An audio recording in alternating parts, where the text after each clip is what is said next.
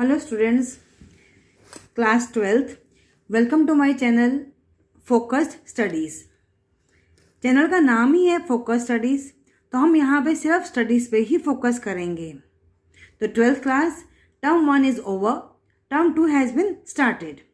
तो टर्म 2 का पहला टॉपिक आ रहा है आपका issue of debentures company accounts के अंडर। तो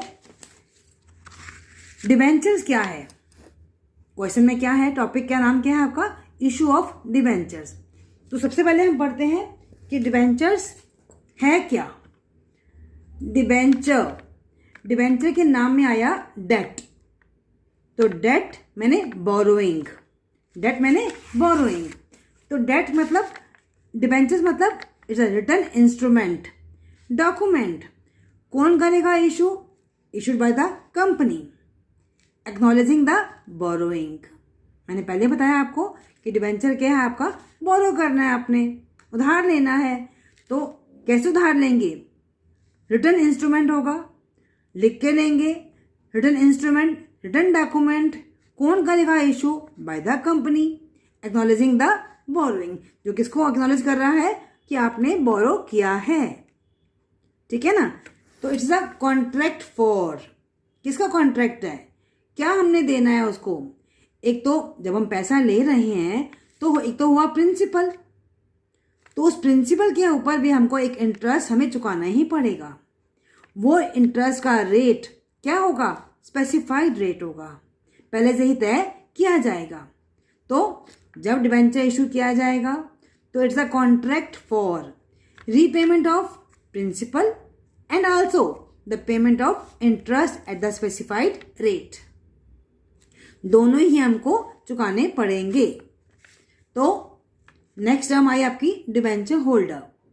डिबेंचर होल्डर, जिन लोगों को डिबेंचर इशू किए कंपनी ने, they are called the debenture holder. The persons to whom the debentures are issued are called the debenture holder, right. तो जितना मैंने अभी आपको पढ़ाया इसी में से ही हम निकालते हैं अपने फीचर्स, डिबेंचर के फीचर्स। तो देखिएगा, नंबर 1 फीचर क्या होगा? It's a written document, written instrument acknowledging the borrowing by the company. Number 2, payment, repayment. जब पैसा लोगे तो चुकाना तो पड़ेगा ना आपको। Period of payment, mode of payment, principal भी और interest भी, it is fixed. अभी मैंने बताया आपको कि rate of interest भी क्या है आपका? Fixed. Rate of interest on the debenture is specified. तो जनरली जब भी डिबेंचर लिखते हैं ना तो उसके आगे प्रीफिक्स लिखा जाता है, इंटरेस्ट का रेट।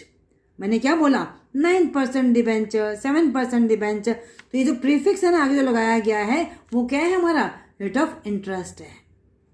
तो जो इंटरेस्ट है वो क्या है? It is a charge against profit. आपको अपने प्रॉफिट में से ही चुकाना पड़ेगा, राइट। तो normally स्क्योर्ड bye the way of charge on the assets. जब किसी को हम लोन देते हैं ना तो लोन ऐसे तो देंगे नहीं, उधार तो ऐसे तो देंगे नहीं हम, उसके बदले में हम कोई ना कोई एसेट मॉर्गेज के रूप में रखवा ली जाएगी। इट इज अ स्क्योर्ड है ये bye the way of charge on the normally it is a स्क्योर्ड bye the way of charge on the assets. तो राइट, तो डिबेंचर का मीनिंग भी क्लियर हो गया आपको और डिबेंचर की फीचर्स भी आपको क्लियर हो गए। आगे बढ़ते हैं। The term is bond. Bond क्या है? कोई मुश्किल तो है नहीं। Bond is also like the debentures, instrument of acknowledgement of the debt. ये भी डिबेंचर की तरह ही होते हैं बॉन्ड। तो जनरली हम लोग बोलते हैं कि bond and debentures are use interchangeably. कौन करेगा इशू? अगेन कंपनी इशू करेगी, इशूड बाय द कंपनी। कौन साइन करेगा? By the authorised signatory. लेकिन यहां पे rate of interest is not predetermined. Bond में rate of interest is not predetermined, right. और बॉन्ड की एग्जांपल्स हम क्या बोल सकते हैं? Zero coupon bond, deep discount bond, ये सब क्या है? बॉन्ड के एग्जांपल्स। नेक्स्ट आगे बढ़ते हैं। एनी अदर इंस्ट्रूमेंट, और डिबेंचर्स और बॉन्ड के अलावा क्या हो सकता है? Like the public deposits, also termed as the debenture, ये भी बोरोइंग है आपकी, ये भी ऐसा इंस्ट्रूमेंट है जो कि एक्नॉलेज करते हैं डेट को। तो हम ये बोल सकते हैं कि any other instrument is the wide term, इसी में ही सारे इंस्ट्रूमेंट आपके समाये हुए हैं। Any other instrument that includes every instrument issued by the company that evidences debt, right? तो इन सब बातों को पढ़कर अब हमें जो डेफिनेशन है ना डिबेंचर्स की, वो अपने आप ही क्लियर हो जाएगी, याद भी हो जाएगी और क्लियर भी हो जाएगी। तो section 230 of the companies act 2013, इसमें डिबेंचर का डेफिनेशन क्या दी गई है?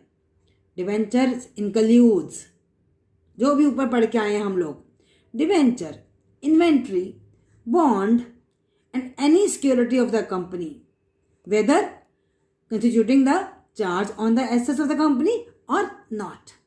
चार्ज हो भी सकता है, मैंने बोला था ना वहां पे normally charge on the assets, तो चार्ज हो भी सकता है एसेट्स के ऊपर या नहीं भी हो सकता। This is the definition given by the companies act 2013। Next पढ़ते हैं आगे, टाइप्स ऑफ डिबेंचर्स। डिबेंचर कितने तरह के हो सकते हैं? पहला, सिक्योरिटी पॉइंट ऑफ व्यू से, रिडेम्पशन पॉइंट ऑफ व्यू से, रिडेम्पशन मतलब टेन्योर, फिर कन्वर्टिबल पॉइंट ऑफ व्यू से, और नेक्स्ट आता है आपका रजिस्ट्रेशन पॉइंट ऑफ व्यू से। तो पहले हमने पढ़ा सिक्योरिटी पॉइंट ऑफ व्यू से, नाम ही बता रहा है सिक्योरिटी, मैंने सिक्योर्ड डिबेंचर्स या फिर अनसिक्योर्ड डिबेंचर्स। सिक्योर्ड जो कि सिक्योर्ड है, कैसे सिक्योरिटी रखी जाएगी? पीछे हम पढ़ के आए ना अभी, सिक्योर्ड बाय द फिक्स्ड या फिर floating charge on the assets of the company, fixed और the floating charge on the assets of the company, right. अब फिक्स चार्ज क्या होता है? जैसे मान लो हमने लैंड, बिल्डिंग, मशीनरी, कोई भी हमने अपना फिक्स चार्ज उसके ऊपर रखवा दिया। और फ्लोटिंग क्या होता है? कोई हमने ऐसे चार्ज रखा ही नहीं है, no specific assets but all the assets except those charge by the way of fix charge are charge as the security, ठीक है ना।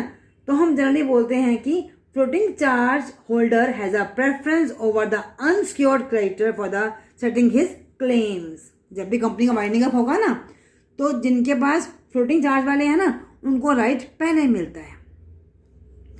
फिर आपका आता है अनसिक्योर्ड डिबेंचर्स, नाम ही बता रहा है अनसिक्योर्ड, तो not secured by any charge of the assets of the company. नाम से स्पष्ट हो रहा है। जनरली हमें जो नेम है ना हेडिंग का, वो अपने आप में क्लैरिफाई करता है कि उसका मीनिंग क्या होने वाला है। Next, tenure point of view से, रिडेम्पशन पॉइंट ऑफ व्यू से, रिडीमेबल और इरिडीमेबल। अब ये रिडीम का मतलब क्या होता है? बच्चे अक्सर कंफ्यूज हो जाते हैं कि रिडेम्पशन है क्या।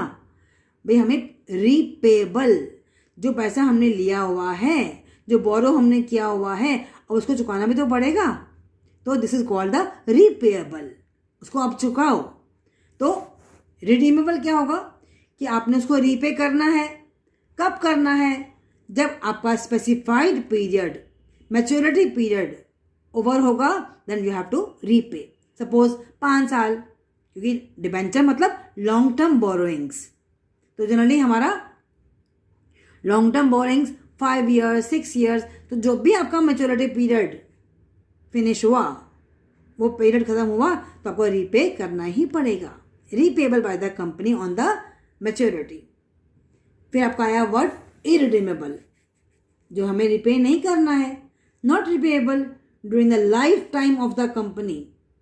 कोई पीरियड उसका स्पेसिफाइड नहीं है, कोई उसका मैच्योरिटी पीरियड नहीं है, लेकिन कभी तो रिपे करोगे। कब करोगे? जब कंपनी का वाइंडिंग अप होगा, जब कंपनी खत्म होगा, वाउंड अप होगा, तो आप उसको रीपे आपको करना पड़ेगा, राइट। नेक्स्ट आपका आता है कन्वर्टिबल पॉइंट ऑफ व्यू से, convertible debentures, non convertible debentures. Convertible मैंने जिनको हम कन्वर्ट कर सकते हैं, परिवर्तन कर सकते हैं। किसमें?